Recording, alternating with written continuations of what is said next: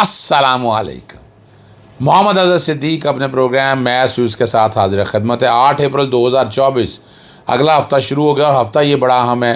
ایک تو Bushra be be صاحبہ اور عمران خان کی عدت والے کیس میں ضمانت میرٹ پہ بنتی ہے. کتنا کا لٹکائیں گے وہ دیکھنا ہے، لیکن اب عدالتوں کا موڈ بھی اب بدل رہا ہے. عدالتیں وہ شاید پریشر اتنا نہیں لیں گی جتنا پریشر پہلے لیتی رہی ہیں.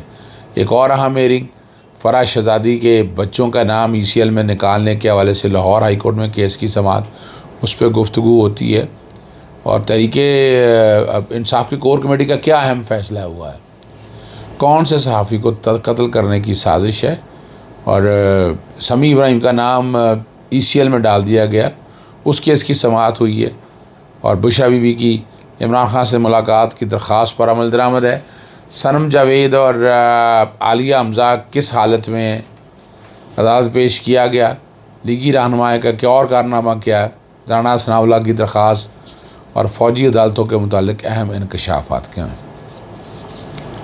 فوجی عدالتوں کے بارے میں جو اہم انکشاف آیا گیا ہے کہ رہائی پانے والے ہر فرد سے یہ جو انفارمیشن سامنے آئی ہے کہ وہ کہیں کہ فوجی عدالتیں فیئر ٹرائل کر رہی ہیں اور ہم ٹرائل سے مطمئن ہیں، اور جو ایسا نہیں کہے گا اسے گرفتار کر لیے گا کہ دھمکی دی گئی. یہ انفارمیشن آئی ہے، پتہ نہیں اس میں سچائی ہے، صداقت ہے کہ نہیں ہے.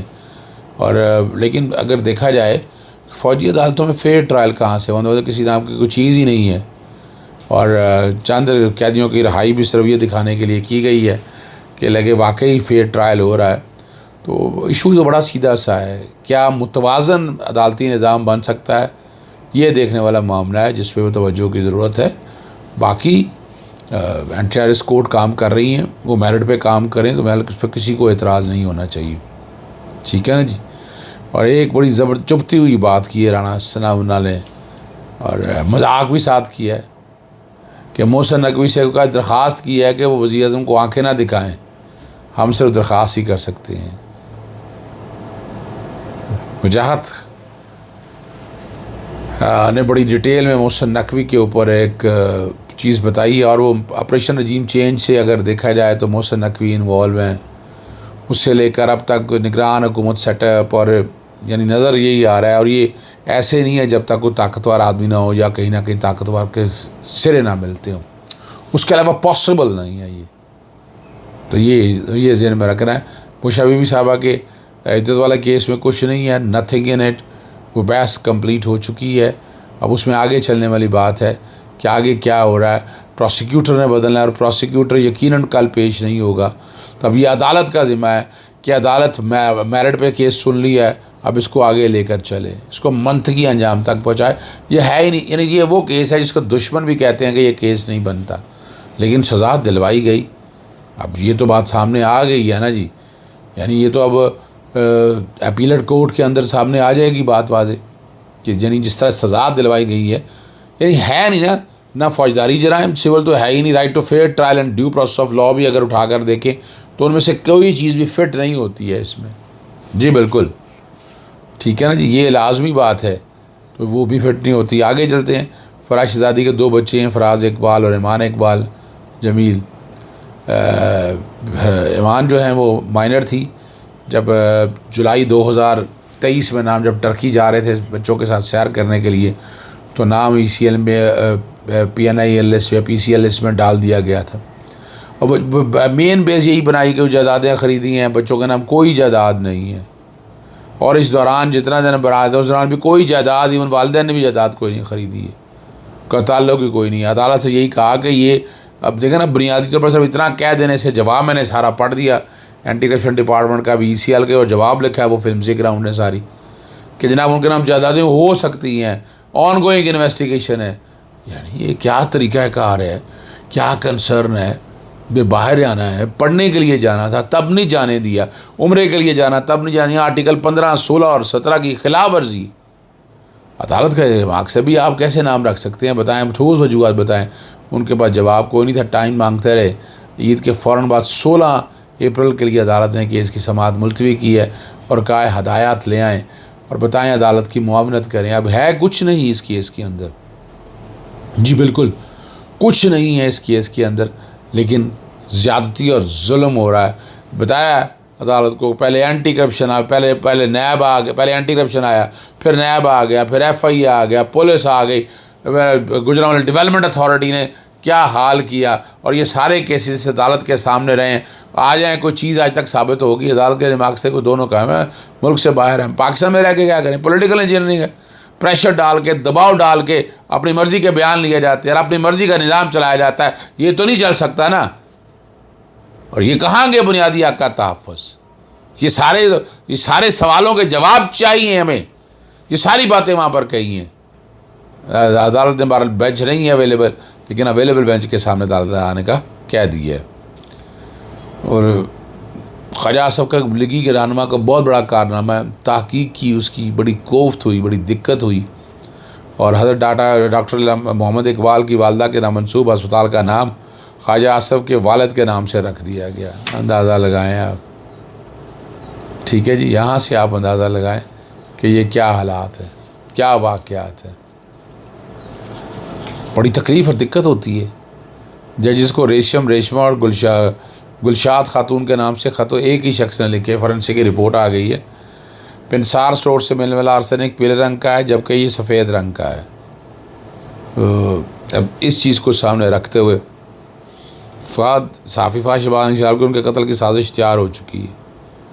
یہ ایک بات نہیں ہے, میں عمران ریاض کے بارے میں بڑی وضاحت کے ساتھ بتا چکا ہوں. یہ باقاعدہ کانٹیکٹ کلر ہائر کر لیے گئے ہیں. یعنی یہ ملک میں پوچھنے والا کوئی نہیں ہے نا, یا تو پوچھنے والا کوئی ہو, پوچھنے والا کوئی نہیں تو پھر یہی حال ہوگا نا.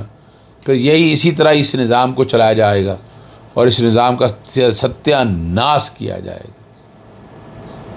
جاگنا ہوگا, جاگیں گے تو جاگتے رہیں گے, ورنہ نہیں. آپ سلا دیے جائیں گے. آپ سیاسی کمیٹی اور کور کمیٹی نے چیئرمین ڈپٹی چیئرمین سینٹ کے انتخاب کو غیر قانونی قرار دے دیا اور بائیک آؤٹ کا فیصلہ کیا ہے, جس کو عدالت میں بھی چیلنج کریں گے. ہاؤس آف فیڈریشن نامکمل ہے, یعنی جو سینٹ کا جو ہاؤس ہے وہ نامکمل ہے اور غیر آئینی ہے. ان کا کہنا یہ ہے سینٹ کا انتخاب کیے بغیر چیئرمین سینٹ کا انتخاب آئینی اسکیم کے بھی خلاف ہے.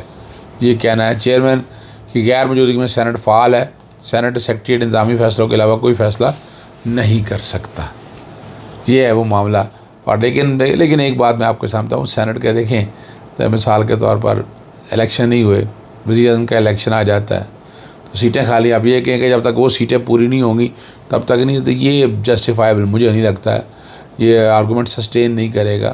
بائیک آؤٹ کی حد تک آپ والی بات ٹھیک ہے, لیکن یہ والا جو آرگومنٹ ہے مجھے نہیں لگتا یہ سسٹین کرے گا اور چیئرمین سینٹ منتخب ہو سکتا ہے. بشرا بی بی عمران خان سے ملاقات کی درخواست پر عمل درآمد کیس. ایک ہفتے میں ایک ملاقات اور عید کے دن ایک ملاقات کرانے کا عدالتی حکم عمل درآمد سے متعلق درخواست میں اسلام آباد ہائی کورٹ نے ایڈوکیٹ جنرل اسلام آباد کو طلب کیا اور اڈیالہ جیل سے رابطہ کر کے عدالت کو آج ہی آگاہ کریں کہ کیا ہونا ہے. آخری بات جو ہے وہ سمیع ابراہیم, ہاں عمران خان صاحب نے جو تمام اراکین اسمبلی عہدیداران کو ہدایت کی ہے کہ جو شہداء ہیں اور جو اسیران ہیں جو جیلوں میں ہیں, عیدیں آپ نے یہاں گھر نہیں بنانی, ان لوگوں کے ساتھ بنانی. تو یہ بڑا اقدام ہے جو عمران خان صاحب نے یہ کیا ہے. عمران خان ریاض کے بعد ابراہیم کا نام بھی ECL اسٹاپ لسٹ اور نو فلائی لسٹ سے نکالنے کے لیے درخواست پر اسلام آباد ہائی کورٹ کا فریقین کو نوٹس, 24 اپریل تک جواب طلب. اور سمیع ابراہیم کا نام کیوں ECL پر ہے, سیکرٹری داخلہ DG اینٹی کرپشن اور IG سے جواب طلب. اور کہ جس کیس کا بتایا گیا اسے FIR کی وجہ سے نام ڈالا گیا, جس پہ ضمانت پر ہیں. جیسے محسن اختر جانی نے مارکس دیا کہ وہ آپ سے زیادہ محبت کرتے ہوں گے, چاہ رہے ہوں گے آپ باہر نہ جائیں, اور لگتا یہی ہے کہ ایسا ہی کچھ ہوا ہے. یہ نارمل ایک روٹین ہے جو چل رہی ہے. آخر میں ایک بات تو رہ گئی تھی, سنم جاوید اور عالیہ حمزہ کی عدالت میں پیشی. دہشت گردی میں ڈاکٹر یاسمین راشد, عمر سرفراز چیمہ اور جاج چودھری کو پیش کیا جائے گا. سرگودا جیل میں بخار کی شکایت ہے دونوں کو, اور خدشہ یہی ہے کہ ڈینگی ہو چکا ہے اور جیل انتظامیہ کی جانب سے مکمل میڈیکل کی سہولت فراہم نہیں کی جا رہی. گھر کے کھانے سے دور رکھا جا رہا ہے. لے جانے کا مقصد یہ ہے کہ ان خاتون کو توڑا جا سکے, ایسی جگہ رکھا جائے جہاں ان کی میڈیا سمیت فیملی تک رسائی مشکل ہو جائے. لیکن کب تک ظلم کریں گے, ظلم کب تک یہ چلے گا؟ یہ زیادہ ظلم نہیں چل سکتا ہے, اسے پیچھے ہٹنا پڑے گا. اجازت چاہتا ہوں. السلام علیکم. اللہ حافظ. پاکستان زندہ باد.